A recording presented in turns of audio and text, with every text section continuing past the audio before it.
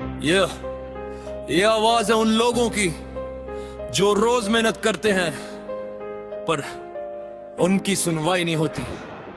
Petrol का दाम ऊपर जब हमारी खाली, गैस सिलेंडर महंगा, जिंदगी हुई सवाली, सड़क वही टूटी, वादे सब पुराने, रोज नए भाषण पर हल्ला निकले जाने।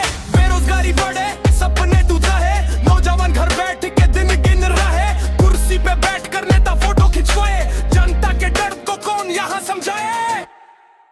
हेमंत बिस्वा शर्मा, सुनो जनता की पुकार, तू लीडर रॉन्ग ढंग कब होगा मतलब यार। हमने दिए वोट उम्मीदों के साथ, पर मुश्किलें खड़ी है आज भी हर रात। बिस्वा शर्मा, सुनो जनता की पुकार, तू लीडर रॉन्ग ढंग कब होगा मतलब यार। हमने दिए वोट उम्मीदों के साथ, पर मुश्किलें खड़ी है आज भी हर रात। कोई फ्लाइट में उतरा, कोई गाड़ियों का काफिला, गाँव का आदमी ढूंढे रोजगार का सिला। एक तरफ महफिल, एक तरफ परेशानी, जनता पूछे आखिर कब बदलेगी कहानी। पानी के लिए लोग लाइन में खड़े, गर्मी में बच्चे भी तकलीफ से लड़े, विकास के पोस्टर हर दीवार पे छाए, पर गांव के सवाल अभी तक न सुलझाए।